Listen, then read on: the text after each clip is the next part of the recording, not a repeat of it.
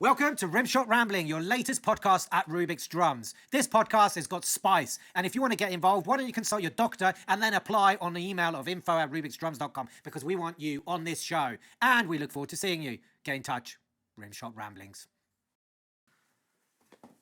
Well, welcome to episode 2 of this podcast called Rimshot Rambling, and we've got a special guest here, Sina. Hello, Sina. Thank you very much. Welcome to Rubix. Thanks a lot. Thanks a lot for having me. Yeah, I just stumbled in today thinking this was a drum shop, which it is, but it's so much more. I love it when people say that. Sina just came in, and then we just thought, why don't we get her on the show, and then we just shoot about topics that I don't know what we're going to talk about. And we also got Roy here in the background. Look at Roy. He's working hard. I'm way too busy to go rambling. I've got things to do. Can you see him? Yeah, he's rambling on because he has to ramble on with eBay sales. So. Well, thanks to all our lovely customers buying all this fantastic stuff, but we've got to send it to you. So somebody's got to pack it up. Someone's got to work. Not like Garrett in the background, who does nothing, but does cajon gigs. He's a cajon player, really. Ooh, he gets more money playing cajon than drums. I would love to hear that. So would I. But Sina, you're here in the UK. Whilst talking, you said that you've just moved here. Yes, exactly. I love rambling. I will just ramble on then. I just moved here from the Netherlands, where I've been studying drums for a while. And I now will move to London. I mainly work on my YouTube channel right now, which is called Xena Drums. I was told London was the place to be for any musician, especially rock musicians today. So I'm very curious what the city has to offer for me. So what have you seen of London thus far? What is the best thing you've seen? And the worst? What's the worst? Okay, what's the worst? Yeah, I guess that's probably always the easier question to answer for German people who like to complain about stuff. I think for me the worst is that there's always people everywhere. But that's not necessarily only the case for London, it's just large cities. I come from a very small village and I'm used to being in the nature. And right now when I leave my house, I'm within people and grey buildings. Have you, London is so close to nature. Like you go 20 minutes out and you're in the countryside. Yeah, but 20 minutes from where? Anywhere. Half an hour from here, you're at Prince Charles's estate at Windsor Castle. Okay, I think I have to explore more. You need to get out. You need to get out of London. I think is beautiful, but outside of London is even more beautiful. Nice way of putting it. And there's more people smiling outside London, aren't there, Roy? You think so as well? Absolutely. You smile when you leave London. Oh, I'm cock-a-hoop. But yeah, that's not a rude word, by the way. Cock-a-hoop? Cock-a-hoop. What does it mean? Cock-a-hoop. That's a new word. I have never heard that before in my life. It's a medieval phrase for yippee. A medieval phrase for yippee. Yeah. Have you heard that? Cock-a-hoop. So today's about Beautiful. cock-a-hoop. So, London. Why did you move to London? Many reasons. I didn't want to move. I'm from Germany. I didn't want to move to the US because it seemed a bit too far away for me personally. Uh-huh. And I think London was the next best thing. I mean, already since being here, I met so many incredible people. I love that all musicians and everyone who's involved in the music business somehow will naturally pass through at some point. It's kind of a really natural thing whenever I meet someone online and I can just check they will probably be in London on tour within the next 12 months at some point, and then I can hit them up and be like, hey, do you want to meet up whenever you're in London? Please let me know. I'm here. Have you been to many venues in London? What's your No, not too many, to be honest. I've been a bit You got to go it down was a lot to... of paperwork for me to do. I kind of locked myself in my little office and just did a lot of computer work. But I definitely want to go out there more. We've got to get you and your team to go down to Ronnie Scott's. Yeah. You got to get mingling in Ronnie Scott's. Yeah, I would love that. So we've got to get her down to Ronnie Scott's and mingling with all the gang. So Locks and John, if you see this, we've got to get her down to the jam sessions or to the gigs, okay? And Sarah, if you're listening as well. Because then you've got to get mingling with all they always come here. We get JD Beck here the other day. And then we get loads of oddball drummers coming down. Yeah, I would love that. Yeah. So you living in London, I suspect that your favourite band is English. Or British. Lots of my favorite bands are British. Yes. So who's your favourite British band? It would probably be the Beatles, I guess. It would probably be the Beatles. Yeah. So it's not Queen. I mean, I love Queen. It's, who am I to decide between all of these great bands? I also really love Deep Purple. I really love Led Zeppelin. All amazing bands. It's crazy what Britain has done for the music world. It's really incredible. I mean, you got to get going with Brian May because he always loves working with the youth here in the UK. Yeah, and you got to get in touch with him as well. If you can get me in touch with Brian May, I wouldn't say no. Yeah. Okay, then we've got to I'll phone up to Toby later on. Toby is a good friend of mine who knows Brian very well. Okay. And he does a lot of youth projects and works with younger people in the UK to establish more artistic things. Yeah. So incredible. it's really Thank important you. that he gets to meet you or you get to play with him. That would be really incredible. Or Roger. Yeah. Sure. Yeah. And do you have ambitions to get onto Jules Holland or anything like that? I have lots of ambition. I think I need to do one ambition at a time, I can't do everything at the same time. But yeah, whatever. I would love to do everything. So you want to play live again here in the UK? Yeah, for sure. Yeah. So you want to get gigging, get a band together? Yeah, it's not the highest priority right now because I really the day only has 24 hours. I would love it if a day would have 50 hours, then I could do so much more stuff. Right now there's just no time for me to put a band together myself. If any opportunities come up, if anyone needs a drummer, please do hit me up. I always love to do whatever, jump on any opportunities. I love to play with people.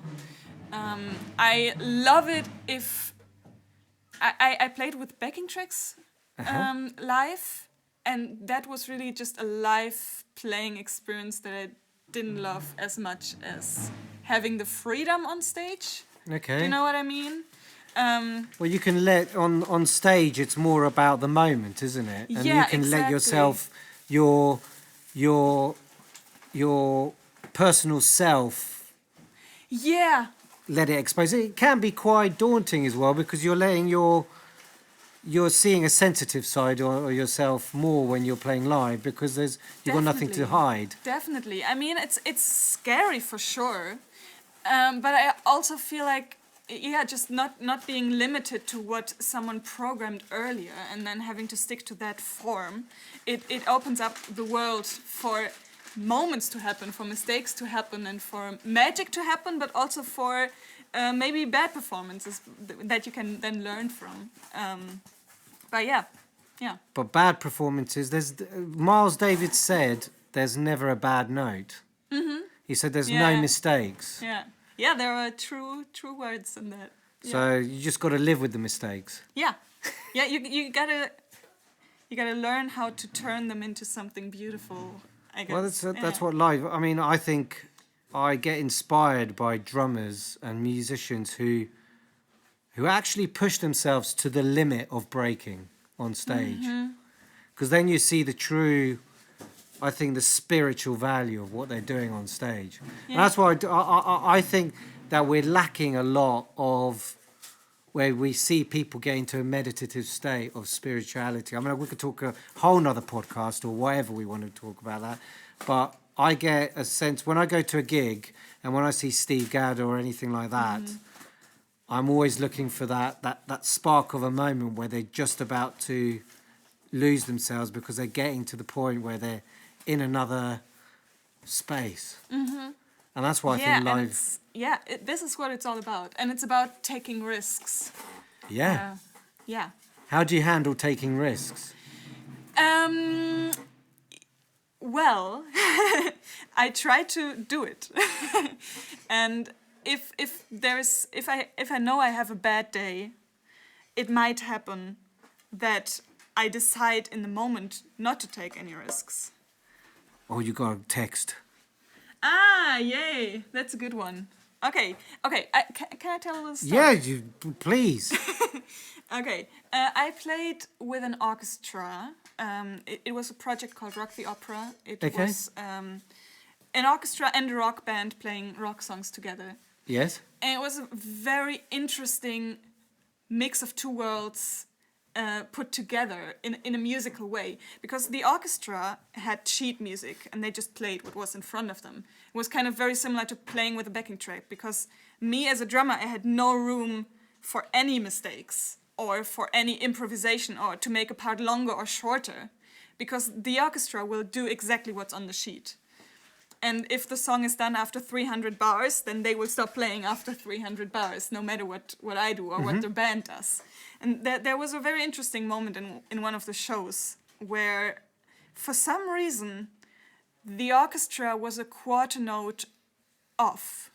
Like the whole orchestra, the whole 40 people. Natural delay. Yeah. And myself and the rest of the rock band, which was... I think just, it was not many people, guitar, bass, singers, and myself.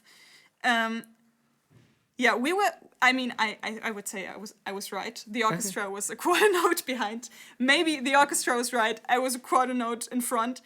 I don't know, but I noticed when the orchestra came in that they were a quarter note off. Okay. And it was such a weird moment because I just didn't know how to fix this situation, and I knew if I didn't do anything we would be out of sync for the whole duration of the song. Yes. And we somehow managed to then, with eye contact, I had some eye contact with the guitarist, with the bassist, and we were like, fuck, what we're gonna do?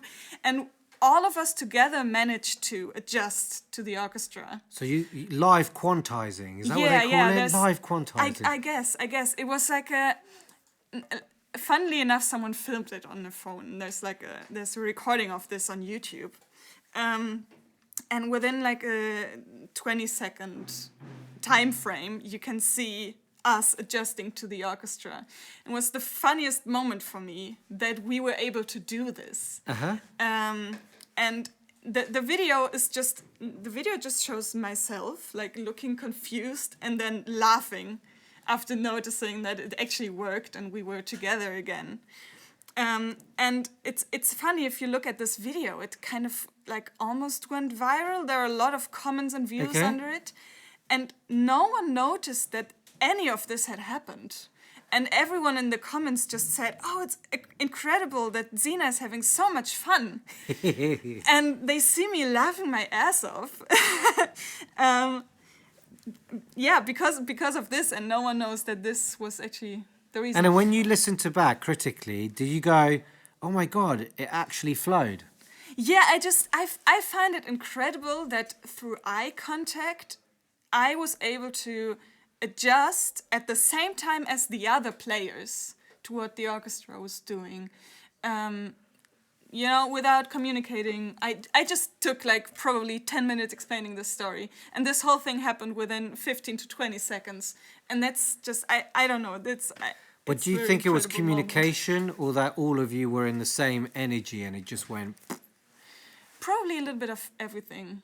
But basically my point was I love playing with people who are able to adjust in the moment to whatever is happening. Yes. And that's basically, I'm not a jazz drummer at all. I had a little bit of jazz education in my last university. And that's what I really love about the genre jazz. People just go on stage, no one has any clue what's going to happen. and you're open to whatever will happen, and you're just gonna do something. I really love that about music. Well, music is a journey. Yes. And I think Yeah. jazz is one of my favourite genres. And it's also a tough one because it's a vast vocabulary, and you need to have a soul of the devil to get it all out of you. But it's oh my God, stories like this is what is the reason that we actually play music. Yeah, I And agree with it's that. important that you share these with fellow people. What advice do you have to give to people who are in similar spots, or any advice that you can give anyone? Don't stop. Continue what you're doing. Continue to do what you believe in and what you love to do. But be willing to adjust your path. If there's like an opportunity coming up, never stop learning. You know, all of the good things. I give all of the advices. And keep an open mind. Yeah, I think that's it. But we all still have to learn. I definitely have to follow all of these advices myself. It's a learning curve. I mean, for me, I've been talking to Sina for about an hour and a half with the team. She has an incredible team, and it is so refreshing to hear what you guys are doing and your approach and ideologies. And I wish you guys the best, and I hope that we can see you guys again soon and come down, and this is your home. Our doors are open. But if anyone's out there who knows about Sina or doesn't know about Sina, you should, if you get the chance to meet her, just talk to her and the team about our items of any nature, any topics, because it's like really refreshing to hear your approach. And you guys have one thing that is spectacular, is the oozing of passion. And I think that there's that in us as well, and that's maybe why we're here now by accident, because it's just so important that you nurture that and tell people more about the passion. And on this note, Gareth has left me a note to thank all the guests and listeners, and that we'll see you next time on Rimshot Rambling. And Sina, everyone will know who to follow. We'll put it in the comments below. Thank you very much for having me. And thank you for coming on this short show that we've got. And this is our second episode, so we don't know where it's going to go. But it's been a real honour, and thank you so much. Awesome. Thank you so much. Thank you for listening. See you guys soon.